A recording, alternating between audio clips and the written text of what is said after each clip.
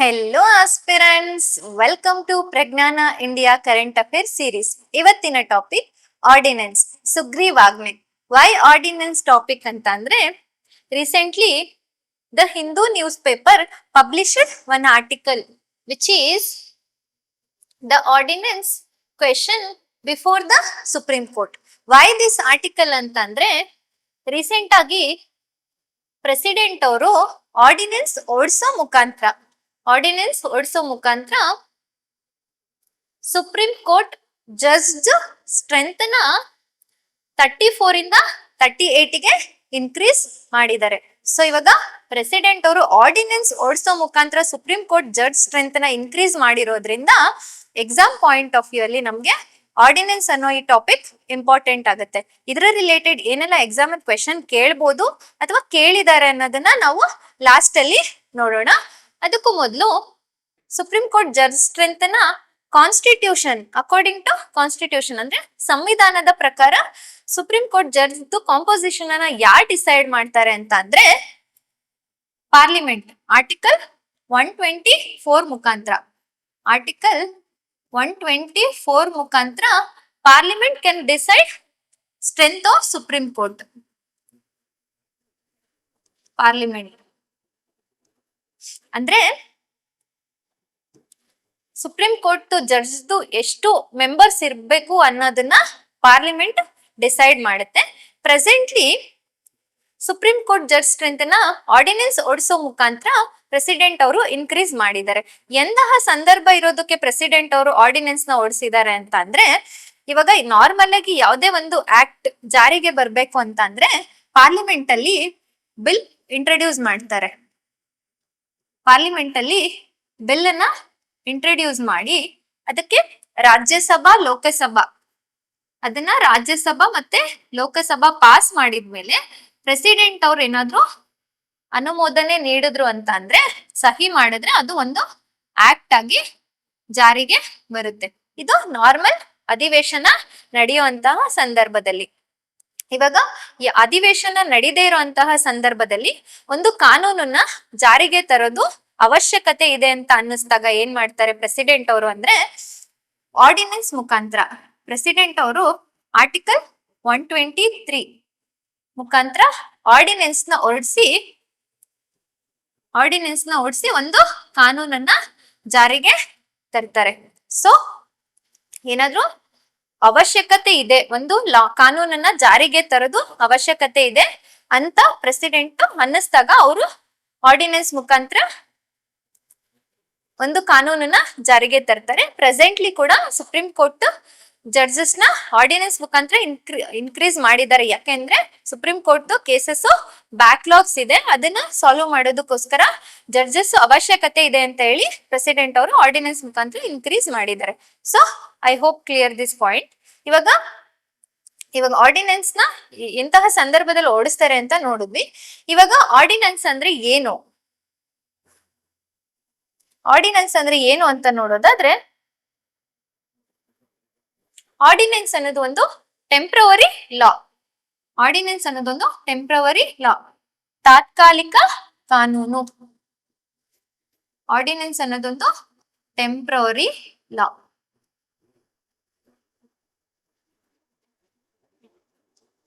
ಒಂದು ತಾತ್ಕಾಲಿಕ ಕಾನೂನು. ಪ್ರೆಸಿಡೆಂಟ್ ಅವರು ಆರ್ಟಿಕಲ್ 123 ಮುಖಾಂತರ ಅರ್ಜೆಂಟ್ ಸಿಚುಯೇಷನ್ ಇದೆ, ಏನಾದ್ರು ಇಮಿಡಿಯೇಟ್ ಆಕ್ಷನ್ ಅನ್ನ ತಗೋಬೇಕು ಅನ್ನಿಸ್ದಾಗ ಒಂದು ಲಾನ ಜಾರಿಗೆ ತರ್ತಾರೆ. ಅದೇ ರೀತಿ ಪ್ರೆಸಿಡೆಂಟ್ ಅವರು ಆರ್ಡಿನೆನ್ಸ್ ನ ಓಡಿಸ್ಬೇಕಂದ್ರೆ ಏನ್ ಕಂಡೀಷನ್ ನ ಫಾಲೋ ಮಾಡ್ಬೇಕು ಅಂತ ನೋಡೋದಾದ್ರೆ 2 conditions. First condition, both house ಅಂದ್ರೆ ಪಾರ್ಲಿಮೆಂಟ್ ಅಲ್ಲಿ ನಾವು 2 ಸದನಗಳನ್ನ ನೋಡ್ಬೋದು, ಒಂದು ರಾಜ್ಯಸಭಾ, ಲೋಕಸಭಾ. 2 ಸದನಗಳು ಇಲ್ಲದೆ ಇರುವಂತಹ ಸಂದರ್ಭ, both house not in session. 2 ಸದನ ಇಲ್ಲದೆ ಇರುವಂತಹ ಸಂದರ್ಭದಲ್ಲಿ ಇನ್ನೊಂದು ಕಂಡೀಷನ್ ಏನು ಅಂತ ಅಂದ್ರೆ, ಯಾವ್ದಾದ್ರೂ ಒಂದು ಸದನ, ಒನ್ ಹೌಸ್ ಇಲ್ಲದೆ ಇರುವಂತಹ ಸಂದರ್ಭದಲ್ಲಿ, ಇಫ್ ಏನಾದ್ರೂ 2 ಸದನ ಇತ್ತು ಅಂತ ಅಂದ್ರೆ ಅಂತಹ ಸಂದರ್ಭದಲ್ಲಿ ಏನಾದ್ರೂ ಪ್ರೆಸಿಡೆಂಟ್ ಅವರು ಆರ್ಡಿನೆನ್ಸ್ ನ ಓಡಿಸಿದ್ರು ಅಂತ ಅಂದ್ರೆ ಏನಾದ್ರು ಎರಡು ಸದನ ಬೋತ್ ಹೌಸ್ ಪ್ರೆಸೆಂಟ್ ಇದ್ದಂತಹ ಸಂದರ್ಭದಲ್ಲಿ ಏನಾದ್ರು ಪ್ರೆಸಿಡೆಂಟ್ ಅವರು ಆರ್ಡಿನೆನ್ಸ್ ನ ಓಡಿಸಿದ್ರು ಅಂದ್ರೆ ಅದು ಅನ್ಕಾನ್ಸ್ಟಿಟ್ಯೂಷನಲ್ ಅಂದ್ರೆ ಅಸಂವಿಧಾನಿಕ ಆಗುತ್ತೆ. ಅನ್ಕಾನ್ಸ್ಟಿಟ್ಯೂಷನಲ್ ಆಗುತ್ತೆ. ಇವಾಗ ಪ್ರೆಸಿಡೆಂಟ್ ಅವರು ಆರ್ಡಿನೆನ್ಸ್ ನ ಓಡಿಸೋದಕ್ಕೆ ಏನೆಲ್ಲ ಕಂಡೀಷನ್ ನ ಫಾಲೋ ಮಾಡ್ಬೇಕು ಅಂತ ಹೇಳಿ ನೋಡಿದ್ವಿ. ಅದ್ರ ಜೊತೆಗೆ ಸ್ಟೇಟ್ ಅಲ್ಲಿ ಏನಾದ್ರೂ ಒಂದು ಕಾನೂನನ್ನ ಜಾರಿಗೆ ತರಬೇಕು ಆರ್ಡಿನೆನ್ಸ್ ಥ್ರೂ ಅಂತ ಅಂದ್ರೆ ಗವರ್ನರ್ ಅವರು ಸ್ಟೇಟ್ ಅಲ್ಲಿ ಆರ್ಟಿಕಲ್ 213 ಮುಖಾಂತರ ಆರ್ಡಿನೆನ್ಸ್ ನ ಓಡಿಸಿ ಒಂದು ಕಾನೂನನ್ನ ಜಾರಿಗೆ ತರ್ತಾರೆ. ಸೊ ಇವಾಗ ಪ್ರೆಸಿಡೆಂಟ್ ಅವರು ಆರ್ಡಿನೆನ್ಸ್ ಥ್ರೂ ಏನೆಲ್ಲ ಮಾಡ್ಬೋದು ಆರ್ಡಿನೆನ್ಸ್ ಓಡಿಸೋದ್ರ ಮುಖಾಂತರ ಅಂತ ನೋಡೋದಾದ್ರೆ, ಒಂದು ಹೊಸ ಕಾನೂನು ಅಂದ್ರೆ ನ್ಯೂ ಲಾ, ಹೊಸ ಕಾನೂನನ್ನ ಜಾರಿಗೆ ತರ್ಬೋದು. ಅದ್ರ ಜೊತೆಗೆ ಹಳೆ ಕಾನೂನು ಓಲ್ಡ್ ಲಾ ಏನಿರುತ್ತೆ ಅದನ್ನ ರದ್ದು ಮಾಡ್ಬೋದು. ಓಲ್ಡ್ ಲಾ ಅದನ್ನ ರದ್ದು ಮಾಡ್ಬೋದು. ಅದ್ರ ಜೊತೆಗೆ ಸುಪ್ರೀಂ ಕೋರ್ಟ್ ಮತ್ತೆ high court, supreme court and high court verdicts ಏನಿರುತ್ತೆ ವರ್ಡಿಕ್ಟ್ಸ್ ನ ಕೂಡ ಆರ್ಡಿನೆನ್ಸ್ ಮುಖಾಂತರ ರದ್ದು ಮಾಡ್ಬೋದು. ಸೊ ಇವಾಗ ಆರ್ಡಿನೆನ್ಸ್ ಮುಖಾಂತರ ಇದನ್ನ ಪ್ರೆಸಿಡೆಂಟ್ ಅವ್ರು ಮಾಡ್ಬೋದು. ಆದ್ರೆ ಒಂದು ಇಂಪಾರ್ಟೆಂಟ್ ಪಾಯಿಂಟ್ ಏನಪ್ಪಾ ಇಲ್ಲಿ ಅಂತ ಅಂದ್ರೆ ಕಾನ್ಸ್ಟಿಟ್ಯೂಷನಲ್ ಅಮೆಂಡ್ಮೆಂಟ್ ಅಂದ್ರೆ ಸಂವಿಧಾನ ತಿದ್ದುಪಡಿನ ಆರ್ಡಿನೆನ್ಸ್ ಮುಖಾಂತರ ಮಾಡೋದಕ್ಕೆ ಬರಲ್ಲ. ಈ ಪಾಯಿಂಟ್ ಎಕ್ಸಾಮ್ ಪಾಯಿಂಟ್ ಆಫ್ ಇಂದ ತುಂಬಾ ಇಂಪಾರ್ಟೆಂಟ್ ಆಗುತ್ತೆ. Constitutional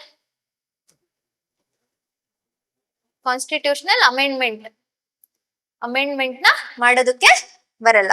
so I hope clear this point.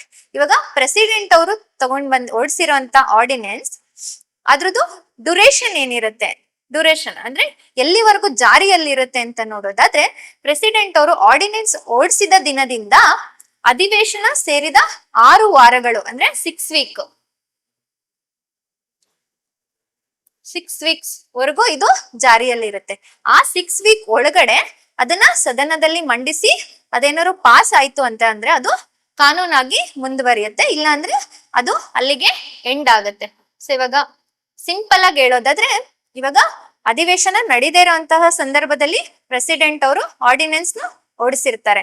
ಯಾವಾಗ ಅಧಿವೇಶನ ಸ್ಟಾರ್ಟ್ ಆದಾಗ ಮೊದಲನೇ ದಿನದಿಂದ 6 ವಾರಗಳ ಕಾಲ ಅದು ಜಾರಿಯಲ್ಲಿ ಇರುತ್ತೆ.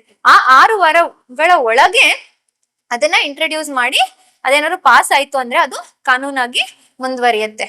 I hope clear this point. Next ಈ ಆರ್ಡಿನೆನ್ಸ್ ಫೀಚರ್ ನ ನೋಡೋದಾದ್ರೆ ಏನಿದೆ ಫೀಚರ್ ಆರ್ಡಿನೆನ್ಸ್ ಅಂತ ಅಂದ್ರೆ, ಇದು ಒಂದು ಟೆಂಪ್ರವರಿ ಲಾ, ತಾತ್ಕಾಲಿಕ ಕಾನೂನಾಗಿದೆ. ಇದು ಪಾರ್ಲಿಮೆಂಟ್ ಓಡಿಸಿದಂತ ಆಕ್ಟ್ ಕಾಯ್ದೆಗೆ ಏನೆಲ್ಲ ಫೋರ್ಸ್ ಅಂಡ್ ಎಫೆಕ್ಟ್ ಅಂದ್ರೆ ಪರಿಣಾಮ ಜಾರಿ ಇರುತ್ತೋ ಅದನ್ನೆಲ್ಲಾನು ಇದು ಹೊಂದಿರುತ್ತೆ. ಟೆಂಪ್ರವರಿ ಲಾ ಆದ್ರೂ ಕೂಡ. ನೆಕ್ಸ್ಟ್ ಎಂತಹ ಸಂದರ್ಭದಲ್ಲಿ ಆರ್ಡಿನೆನ್ಸ್ ನ ಓಡಿಸ್ತಾರೆ ಅಂತಂದ್ರೆ, ಅರ್ಜೆಂಟ್ ಸಿಚುಯೇಷನ್, ಇಮಿಡಿಯೇಟ್ ಆಕ್ಷನ್ ಏನಾದ್ರು ನೆಸೆಸರಿ ಇದೆ ಅಂತ ಅನ್ನಿಸ್ದಾಗ ಪ್ರೆಸಿಡೆಂಟ್ ಅವರು ಆರ್ಡಿನೆನ್ಸ್ ಮುಖಾಂತರ ಒಂದು ಕಾನೂನನ್ನ ಜಾರಿಗೆ ತರ್ತಾರೆ. ಈ ಪ್ರೆಸಿಡೆಂಟ್ ಅವರು ಓಡಿಸಿರುವಂತ ಕಾನೂನನ್ನ ಅವರು ಯಾವಾಗ ಬೇಕಾದ್ರೂ ವಿತ್ಡ್ರಾನ್ ಮಾಡಬಹುದು. ನೆಕ್ಸ್ಟ್ ಈ ಆರ್ಡಿನೆನ್ಸ್ ಅಂದ್ರೆ ಏನು, ಪ್ರೆಸಿಡೆಂಟ್ ಅವರು ಆರ್ಡಿನೆನ್ಸ್ ನ ಯಾಕೆ ಓಡಿಸ್ತಾರೆ, ಎಂತಹ ಸಂದರ್ಭದಲ್ಲಿ ಓಡಿಸ್ತಾರೆ, ಅಂಡ್ ಅದ್ರದ್ದು ಕಂಡೀಷನ್ಸ್ ಆಗ್ಬೋದು, ಫೀಚರ್ಸ್ ಆಗ್ಬೋದು, ಇದನ್ನೆಲ್ಲ ನೋಡಿದ್ವಿ. ಇದ್ರ ಜೊತೆಗೆ ಆರ್ಡಿನೆನ್ಸ್ ರಿಲೇಟೆಡ್ ಏನಾದ್ರು ಕೇಸಸ್ ಇದಾವ ಅಂತ ನೋಡೋದಾದ್ರೆ 3 ಇಂಪಾರ್ಟೆಂಟ್ ಕೇಸಸ್ ನ ನಾವು ನೋಡ್ಬೋದು. ಆರ್ಡಿನೆನ್ಸ್ ರಿಲೇಟೆಡ್ 3 ಇಂಪಾರ್ಟೆಂಟ್ ಕೇಸಸ್ ನ ನೋಡ್ಬೋದು. ಫಸ್ಟ್ ಒನ್ ಯಾವ್ದಪ್ಪ ಅಂತಂದ್ರೆ RC Cooper versus union of India 1970. ಈ ಕೂಪರ್ ಕೇಸ್ ಏನ್ ಹೇಳತ್ತೆ ಅಂತ ಅಂದ್ರೆ, ಪ್ರೆಸಿಡೆಂಟ್ ಅವರು ಓಡಿಸಿರುವಂತ ಆರ್ಡಿನೆನ್ಸ್ ಏನಿದೆ ಅದು ಜುಡಿಷಿಯಲ್ ರಿವ್ಯೂಗೆ ಒಳಪಡುತ್ತೆ ಅಂತ ಅಂದ್ರೆ ನ್ಯಾಯಿಕ ವಿಮರ್ಶೆಗೆ ಒಳಪಡುತ್ತೆ ಅಂತೇಳಿ ಈ ಕೂಪರ್ ಕೇಸು ಹೇಳುತ್ತೆ. ನೆಕ್ಸ್ಟ್ ಸೆಕೆಂಡ್ ಕೇಸ್ ಬಂದ್ಬಿಟ್ಟು DC Wadhwa versus state of Bihar 1987. ಈ DC Wadhwa versus state of Bihar case ಏನ್ ಹೇಳುತ್ತೆ ಅಂತ ಅಂದ್ರೆ, ಪ್ರೆಸಿಡೆಂಟ್ ಅವರು ಒಂದು ಆರ್ಡಿನೆನ್ಸ್ ನ ಅಂತಂದ್ರೆ ಇವಾಗ ಪ್ರೆಸೆಂಟ್ ಒಂದು ಆರ್ಡಿನೆನ್ಸ್ ನ ಓಡಿಸಿದ್ದಾರೆ ಅಂತ ಅಂದ್ರೆ ಆ ಆರ್ಡಿನೆನ್ಸ್ ಏನಾದ್ರೂ ಕಾನೂನಾಗಿ ಮುಂದುವರೆದಿಲ್ಲ ಅಂತ ಅಂದು ಅದೇ ಆರ್ಡಿನೆನ್ಸ್ ನ ಪುನಃ ಮತ್ತೆ ಓಡಿಸಿದ್ರೆ ಅದು ಅನ್ಕಾನ್ಸ್ಟಿಟ್ಯೂಷನಲ್ ಆಗುತ್ತೆ. ಆಲ್ರೆಡಿ ಓಡಿಸಿರೋ ಅಂತ ಆರ್ಡಿನೆನ್ಸ್ನೇ ಮತ್ತೊಂದು ಬಾರಿ ಏನಾದ್ರು ಓಡಿಸಿದ್ರು ಅಂದ್ರೆ ಅದು ಅನ್ಕಾನ್ಸ್ಟಿಟ್ಯೂಷನಲ್ ಆಗುತ್ತೆ ಅಂತೇಳಿ Wadhwa versus state of Bihar case ಹೇಳುತ್ತೆ. ನೆಕ್ಸ್ಟ್ ಲಾಸ್ಟ್ ಥರ್ಡ್ ಕೇಸ್ ಏನ್ ಹೇಳುತ್ತೆ ಅಂತಂದ್ರೆ Krishna Kumar Singh versus state of Bihar 2017. ಈ ಕೇಸ್ ಏನ್ ಹೇಳುತ್ತೆ ಅಂತ ಅಂದ್ರೆ ಎಮರ್ಜೆನ್ಸಿ ಸಿಚುಯೇಷನ್ ಅಲ್ಲಿ ಆರ್ಡಿನೆನ್ಸ್ ಪವರ್ ನ ಯೂಸ್ ಮಾಡಿ ಆರ್ಡಿನೆನ್ಸ್ ನ ಓಡಿಸಬಹುದು ಅಂತ ಹೇಳುತ್ತೆ. ಅದ್ರ ಜೊತೆಗೆ ಓಡಿಸಿರುವಂತ ಆರ್ಡಿನೆನ್ಸ್ ಜುಡಿಷಿಯಲ್ ರಿವ್ಯೂಗೆ ಒಳಪಡುತ್ತೆ ಅಂತೇಳಿ Krishna Kumar Singh versus state of Bihar case ಹೇಳುತ್ತೆ. ಇದು 3 ಇಂಪಾರ್ಟೆಂಟ್ ಆರ್ಡಿನೆನ್ಸ್ ರಿಲೇಟೆಡ್ ಕೇಸಸ್. ಇದ್ರ ಜೊತೆಗೆ ನೆಕ್ಸ್ಟ್ ಕೆಲವೊಂದು short points ordinance related short points ನ ನೋಡೋಣ. Short points. ಆರ್ಡಿನೆನ್ಸ್ ಅನ್ನೋದು ಒಂದು ಟೆಂಪ್ರವರಿ ಲಾ, ಒಂದು ತಾತ್ಕಾಲಿಕ ಕಾನೂನಾಗಿದೆ. ಅದರ ಜೊತೆಗೆ ಪಾರ್ಲಿಮೆಂಟ್ ಯಾವಾಗ ಅಧಿವೇಶನ ನಡೀದೇ ಇರುವಂತಹ ಸಂದರ್ಭದಲ್ಲಿ ಆರ್ಡಿನೆನ್ಸ್ ನ ಓಡಿಸಬಹುದು. ನೆಕ್ಸ್ಟ್ ಯಾಕೆ ಆರ್ಡಿನೆನ್ಸ್ ನ ಓಡಿಸ್ತಾರೆ ಅಂತಂದ್ರೆ ಇಮಿಡಿಯೇಟ್ ಆಕ್ಷನ್ ಏನಾದ್ರು ರಿಕ್ವೈರ್ಡ್ ಇದೆ ಅಂತ ಅಂದಾಗ ಆರ್ಡಿನೆನ್ಸ್ ನ ಓಡಿಸ್ತಾರೆ. ಇದ್ರ ಜೊತೆಗೆ ಅಂಡರ್ ಆರ್ಟಿಕಲ್ 123 ಮುಖಾಂತರ ಪ್ರೆಸಿಡೆಂಟ್ ಅವರು ಆರ್ಡಿನೆನ್ಸ್ ನ ಓಡಿಸ್ತಾರೆ. ನೆಕ್ಸ್ಟ್ ಇದು ಪಾರ್ಲಿಮೆಂಟ್ ಓಡಿಸಿರುವಂತ ಆಕ್ಟ್ ಏನಿರುತ್ತೆ ಅದೇ ರೀತಿ ಸೇಮ್ ಫೋರ್ಸ್ ಅಂಡ್ ಎಫೆಕ್ಟ್ ನ ಆರ್ಡಿನೆನ್ಸ್ ಹೊಂದಿರುತ್ತೆ. ಲಾಸ್ಟ್ ಇದು must approved within 6 weeks of parliament reassemble. Parliament ಯಾವಾಗ ಅಧಿವೇಶನ ಸೇರುತ್ತೆ ಅದು ಸೇರಿದ್ದ ದಿನದಿಂದ 6 ವಾರಗಳ ಒಳಗೆ ಅದು ಅಪ್ರೂವ್ ಆಗ್ಬೇಕು, ಇಲ್ಲ ಅಂದ್ರೆ ಅದು ಅಲ್ಲಿಗೆ ಎಂಡ್ ಆಗುತ್ತೆ ಅಂತೇಳಿ ಇದೊಂದು ಪಾಯಿಂಟ್ ಇಂಪಾರ್ಟೆಂಟ್ ಆಗುತ್ತೆ. ನೆಕ್ಸ್ಟ್ ಆರ್ಡಿನೆನ್ಸ್ ರಿಲೇಟೆಡ್ ಏನ್ ಕ್ವೆಶನ್ ಅನ್ನ MCQ ನ ನಾವು ಎಕ್ಸ್ಪೆಕ್ಟ್ ಮಾಡ್ಬೋದು ಅಂತ ಅಂದ್ರೆ ಕ್ವೆಶನ್ ಆರ್ಡಿನೆನ್ಸ್ ರಿಲೇಟೆಡ್ ಕ್ವೆಶನ್ ನೋಡೋಕ್ಕೂ ಮುಂಚೆ ಸುಪ್ರೀಂ ಕೋರ್ಟ್ ಜಡ್ಜ್ ಸ್ಟ್ರೆಂತ್ ನ ಡಿಸೈಡ್ ಮಾಡೋದ್ರ ಬಗ್ಗೆ ಏನ್ ಕ್ವೆಶನ್ ಅನ್ನ ನಾವು ಎಕ್ಸ್ಪೆಕ್ಟ್ ಮಾಡ್ಬೋದು ಎಕ್ಸಾಮ್ ಅಲ್ಲಿ ಅಂತ ಅಂದ್ರೆ first question, who has power to determine the number of judges in the supreme court of India ಅಂತಂದ್ರೆ ಅಕಾರ್ಡಿಂಗ್ ಟು ಕಾನ್ಸ್ಟಿಟ್ಯೂಷನ್ ಅಂತ ಅನ್ಕೋಬಹುದು. ಅಕಾರ್ಡಿಂಗ್ ಟು ಕಾನ್ಸ್ಟಿಟ್ಯೂಷನ್ ಯಾರು ಸುಪ್ರೀಂ ಕೋರ್ಟ್ ಸ್ಟ್ರೆಂತ್ ನ ಕಂಪೋಸಿಷನ್ ಅನ್ನ ಡಿಸೈಡ್ ಮಾಡ್ತಾರೆ ಅಂತ ಅಂದ್ರೆ option A president of India, supreme court collegium, C option C parliament, option D chief justice of India. First ಹೇಳ್ದಂಗೆ ಅಂಡರ್ ಆರ್ಟಿಕಲ್ 124 ಮುಖಾಂತರ parliament can decide strength of supreme court judge ಅಂತ ಹೇಳಿ. So ಇಲ್ಲಿ option C is the right answer. Parliament is the right answer. Constitutional provisions ಅಂದ್ರೆ article 124 ಮುಖಾಂತರ. Next question related to ordinance. ಇದು state government exam ಅಲ್ಲಿ ಕೇಳಿರುವಂತಹ question ಇದೆ. So ಏನಿದೆ ಕ್ವೆಶನ್ ಅಂತ ಅಂದ್ರೆ ordinance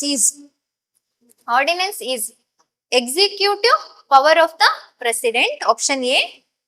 option B legislative power of the president, option C promulgated when the parliament is not in session, option D article 123 of Indian constitution makes provision for the ordinance. So ಇದು 4 option. ನಮ್ಗೆ ಇದರಲ್ಲಿ 2 option ಗೊತ್ತಿದೆ. ಏನಂದ್ರೆ ಯಾವಾಗ parliament ಅಧಿವೇಶನ ಇರೋದಿಲ್ಲ ಅಂತಹ ಸಂದರ್ಭದಲ್ಲಿ ಆರ್ಡಿನೆನ್ಸ್ ನ ಪ್ರೆಸಿಡೆಂಟ್ ಅವರು ಓಡಿಸ್ತಾರೆ. ಅಂಡರ್ ಆರ್ಟಿಕಲ್ 123 ಮುಖಾಂತರ ಪ್ರೆಸಿಡೆಂಟ್ ಅವರು ಆರ್ಡಿನೆನ್ಸ್ ನ ಓಡಿಸ್ತಾರೆ. ಅಂಡ್ ಸಿ ಅಂಡ್ ಡಿ ನಮ್ಗಿಲ್ಲಿ ಗೊತ್ತಿದೆ. ಸೊ ಇವಾಗ ಆಪ್ಷನ್ ಅಲ್ಲಿ ನೋಡೋದಾದ್ರೆ ಸಿ ಅಂಡ್ ಡಿ ಎಲ್ಲಿದೆ ಅಂದ್ರೆ ಆಪ್ಷನ್ 1 ಮತ್ತೆ 4 ಅಲ್ಲಿ ಇದೆ. 2 and 3 ನ ನಾವು ಎಲಿಮಿನೇಟ್ ಮಾಡಬಹುದು, ವಿಚ್ ಇಸ್ ಅ ಟ್ರೂ ಅಂತ ಕೇಳಿದ್ದಾರೆ.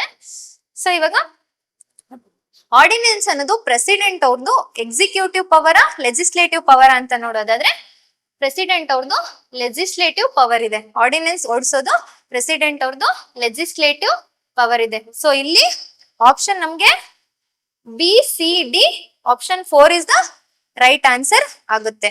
So I hope you like this video. Do like, share and subscribe. Thank you.